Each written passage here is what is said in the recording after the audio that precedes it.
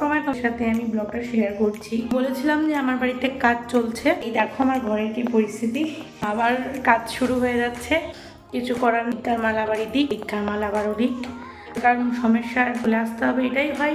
যারা এরকম মানে আমিও যখন প্রথম এসেছিলাম এখানে, তো আমারও ওরকম কিছু তেমন ছিল না, আমি সবই এখানে থাকতে থাকতে একটা একটা করে সব মানে জোগাড় জাতি করেছিলাম। আর বিষয়ত আমি বসে ঘরে ওয়ার্ড্রোবের কাজ চলছিল, দিন বন্ধ ছিল, তার মধ্যে আমার খুব শরীর খারাপ হয়েছিল, তবে আমার কাজটা বন্ধ হয়ে গেছিলো। তো আমি তারপর বলেছিলাম না, আমার এই পাশের ঘরে দুটো ওয়ার্ড্রোব আমি কিনেছিলাম। বড় ওয়ার্ড্রোব আমার কেনা কোনো দরকার ছিল না, কিন্তু কিছু করার নেই, আমার এলোমেলো ছিল, তো জামা কাপড় ব্যাগে রাখতে রাখতে বিচ্ছিরি অবস্থা হয়ে গেল। আর বিষয়ত না ভালোও লাগে না কাপড়গুলোকে ঘুচকি পুচকি করে রাখতে।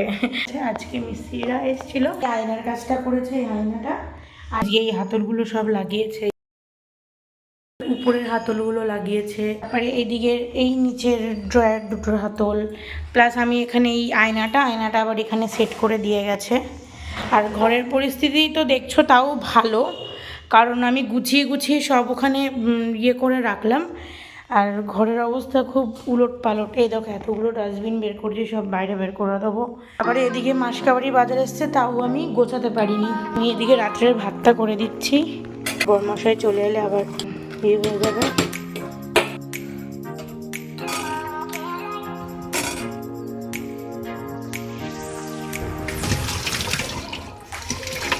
কারণ আমি রান্নাঘরে রাত্রে রান্নাও করতে পারি না, কারণ এখানে এখনও অনেক কাজ বাকি, এইগুলো সব হবে।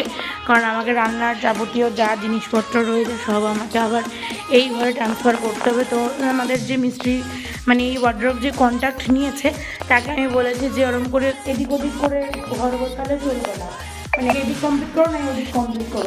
আমার একেতে এই দুটো রুম, এই ডাইনিং টেবিলে রান্নাঘর, আমার ওপর নিচ করে থাকলে ঘর দর নোংরা হলেও প্রবলেম নেই, যে আমি শিফট হয়ে গেলাম তারপরে আমার নিচে কাজ হলে ছেড়ে দিলাম, এরকম কিন্তু কোনো ব্যাপার না, আমার কিন্তু খুব সমস্যা হয়ে যাচ্ছে। কারণ এদিকে রঙও বাকি রয়েছে, আবার এই ঘরের দরজাটা খুলিয়েছিলাম কারণ আমার ঘুম ধরে গেছিলো, তাই একটুখানি আর কি বললাম, আর বেশি বকবক করবো না, আমি ভিডিওটা এখানে এন্ড করে দিচ্ছি।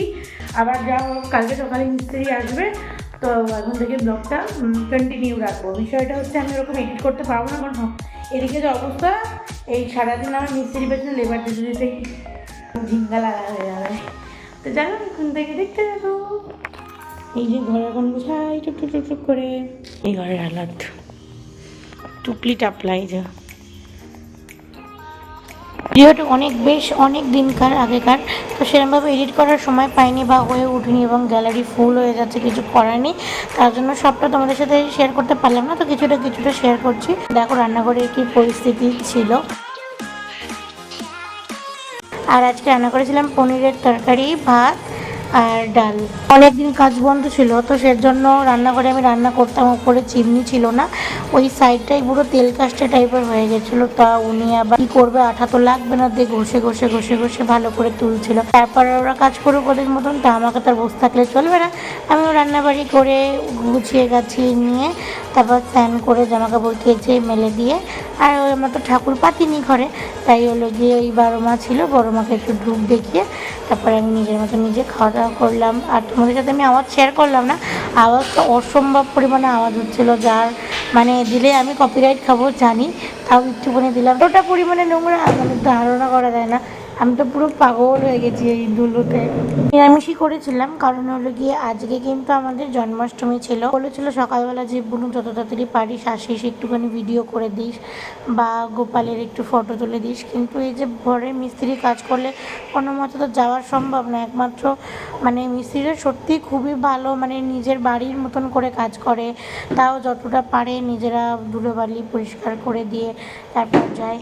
তো এই ভিডিওগুলো আমি করিনি, দিদি করেছে, মানে দিদিও না, অ্যাকচুয়ালি দিদি তো পুজো করছিল, নিনি করে দিয়েছে। ওটা জানি এটা শর্ট ভিডিও দেওয়ার মতন, কিন্তু এখন তো ওই সময়ের সাপেক্ষ, কিছু করার নেই। ভিডিওগুলো গ্যালারিতে রয়েছে, কোনো মতে এখন কোনোভাবে ভিডিও করে জাস্ট পোস্ট করে রাখলাম, এটাই স্মৃতি হয়ে থাকবে, আর কিছুই না।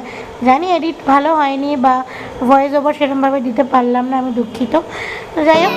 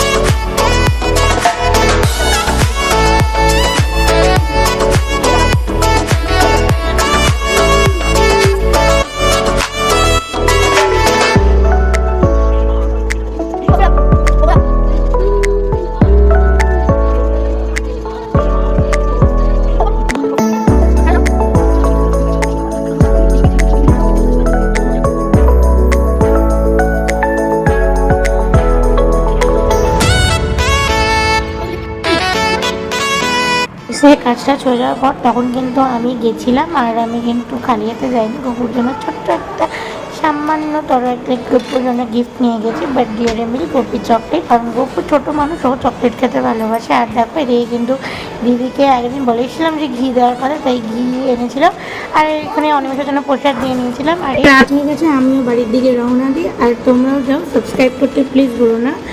আর ভিডিওটা কেমন লাগলো অবশ্যই তোমরা কমেন্ট করে জানিও। তারপরে কেমন টাটা, দেখা হচ্ছে নেক্সট ব্লগে।